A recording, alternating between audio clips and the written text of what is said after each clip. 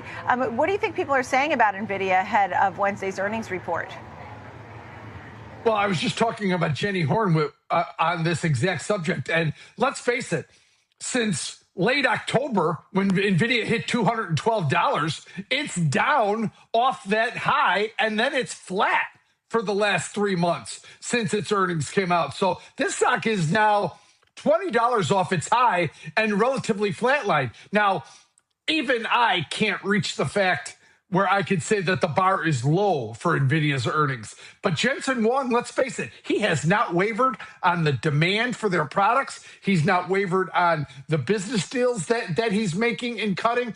I think so. This could be one of those where the pause or the disappointment, because let's face it, Nicole, last quarter, nothing was good enough, right? I think that's what the market had in its sights, that no matter what Nvidia put out, because they put out massive numbers and massive beats, nothing was good enough to please the market. Let's see if that tone changes Wednesday afternoon, because there's so many names. Just about every stock in information technology, many of the names in communication services, a couple in consumer discretionary. Those are the big parts of the market, and they'll all react to Nvidia's earnings. You should take notice when you observe the shares of the company at the core of the AI boom trading at extremely low prices. Ahead of Nvidia's highly anticipated earnings report on Wednesday, that is where I stand. Think of it as pre-earnings shock. Nvidia is trading close to its lowest price-to-earnings, PE, multiple in 5 years, at less than 24 times projected forward earnings. Additionally, it is significantly lower than its 5-year average of about 38 times. As the saying goes in show business, but wait, more can be found in the charts below. Nvidia's PE ratio is still close to the bottom of its big tech competitors' range. Further back in time, Nvidia's stock is currently trading at substantial discounts to its 9-year median on the PE ratio. Why the stock trades at these low valuation levels is the question at hand. There are 3 main aspects to consider. 1. Investors are repricing the duration of AI spending rather than disputing its existence, which is why Nvidia's price has fallen despite record fundamentals. Second, Nvidia is managing a significant shift from Hopper HGX systems to Blackwell chips, which results in short-term margin pressure that manifests itself in rates of earnings growth. According to a research, Nvidia's earnings per share could increase by 57% annually in fiscal year 2026. That would be a lot slower than the about 145% growth rate in 2025. According to Evercore analyst Mark Lipacis, the law of huge numbers is the third factor. The S&P 500 index weights Nvidia at 7.4%, which is more than what many fund managers' mandates allow. Therefore, even though we anticipate that Nvidia's fundamentals will outperform the market as a whole, fund managers are compelled to reduce their holdings in the company because it is growing more quickly than the market, according to Lipacis. It will ultimately be a fascinating Nvidia earnings day. Although the stock appears cheap, Wall Street has great expectations. However, if those expectations are not met, Nvidia's stock is likely to drop much further. Given the size and significance of the firm, semiconductor giant Nvidia's fourth quarter financial results, which are released Wednesday after market close, are a significant event that might influence sectors, stock market indexes, and the stock market as a whole. Ahead of the quarterly financial results, these are the latest analyst comments and earnings projections. According to analyst statistics, Nvidia is expected to generate fourth quarter revenue of $64 billion, up from $39.33 billion in the same period last year. For 13 consecutive quarters, the company's sales has exceeded analyst projections.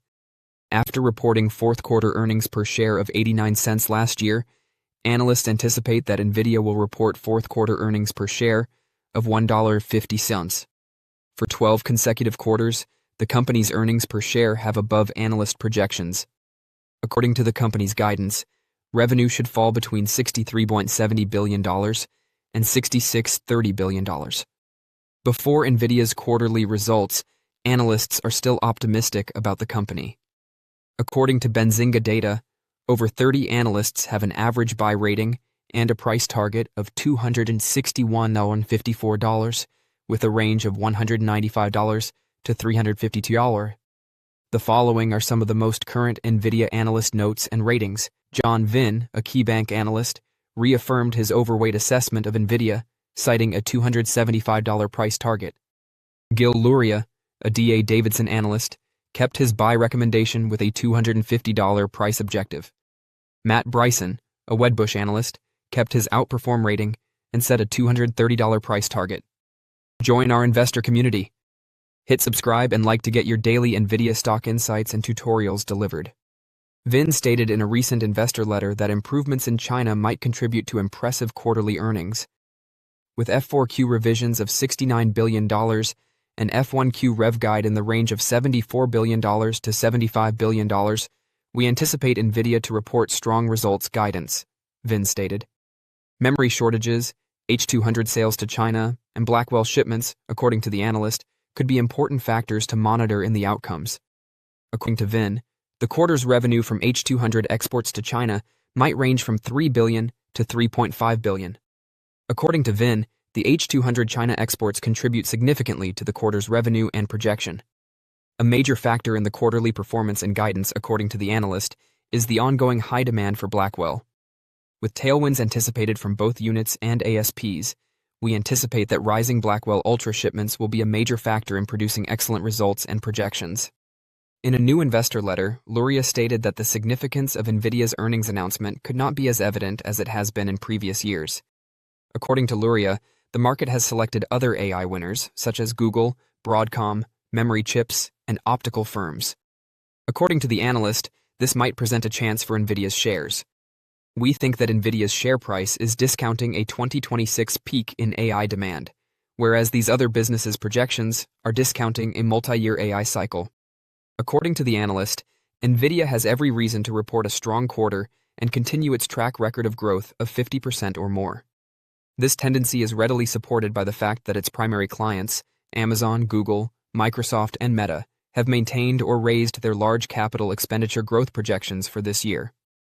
When investor sentiment changes in the semiconductor stock could be a major question for Nvidia's earnings report, Bryson said in an investor note. With the continued positive data points through CQ4 and the seemingly healthy spending setup through 2026, we fully expect the leading supplier of AI silicon to exceed estimates and guide above street, Bryson added. According to the analysts, supply chain data, neo-cloud builder expenditure intentions, and customer spending trends are important things to keep an eye on. This supply chain stability, in our opinion, will guarantee that Nvidia maintains its leading market position until 2026. According to Bryson, the stock structure going into earnings may resemble that of 2025, when DeepSeek-related worries affected shares. This time, the issues include asset competition and data center finance. We think the outcome will be the same, with Nvidia's numbers expected to keep rising and the next significant news flow probably being positive. On Monday, Nvidia's stock finished at $191.55 yuan, up 0.91% from its 52-week trading range of $86.63 to $212.19. Nvidia's stock has increased 47% in the last 52 weeks and 2.71% so far in 2026.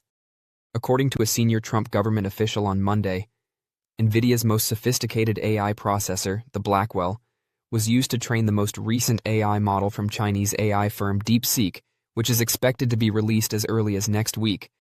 This could be a breach of U.S. export regulations. According to the person, the Blackwells are probably grouped at DeepSeek's data center in Inner Mongolia, an autonomous part of China, and the U.S. is confident the company would eliminate any technological clues that could expose its use of American AI chips. The individual underlined that U.S. policy is, we're not shipping Blackwells to China. But they would not disclose how DeepSeek acquired the chips or how the U.S. government was informed.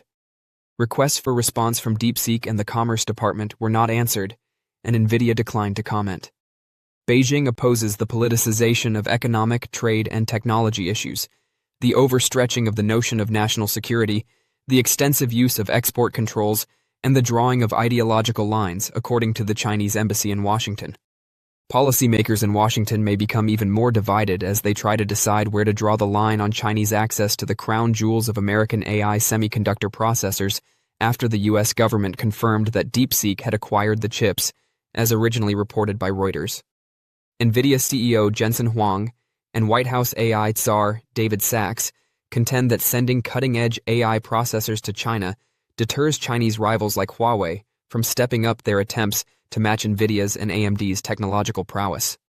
However, China hawks worry that chips might be readily repurposed from commercial applications to support China's military and jeopardize American supremacy in artificial intelligence. Chris McGuire, a former White House National Security Council officer under former President Joe Biden, stated that this demonstrates why it is extremely risky to send any AI chips to China. He continued, "We obviously cannot expect that China's leading AI companies will comply with U.S. conditions that would prohibit them from using chips to support the Chinese military, given that they are flagrantly violating U.S. export controls. Blackwell shipments to China are now prohibited under U.S. export regulations, which are managed by the Commerce Department. President Donald Trump of the United States allowed Nvidia to sell a smaller version of the Blackwell in China in August. However, he then changed his mind and advocated that the company's most cutting-edge semiconductors be kept out of China and only available to American businesses. China hawks harshly criticized Trump's December decision to permit Chinese companies to purchase Nvidia's second most advanced processors, the H200, although shipments of the chips are still on hold due to restrictions included in the authorization. Saif Khan, the former Director of Technology and National Security at the White House's National Security Council under former President Joe Biden, stated that the approval of H200 chips would be a lifeline for Chinese AI. Companies, whose reliance on smuggled Blackwells highlights their severe shortage of domestically produced AI chips. Regarding how the recent information will affect the Trump administration's decision to permit DeepSeek to purchase H200s, the official refrained from commenting.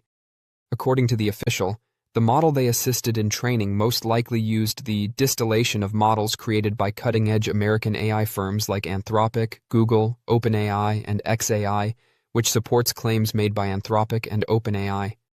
By using an older, more seasoned, and more potent AI model to assess the caliber of responses from a more recent model, the distillation technique successfully transfers the knowledge of the older model. DeepSeek, a company based in Hangzhou, shocked investors early last year with a collection of AI models that were on par with some of the top products from the United States. This stoked worries in Washington that despite limitations, China would overtake the United States in the AI race. To train its latest model, DeepSeek smuggled chips into China, according to a prior investigation from The Information.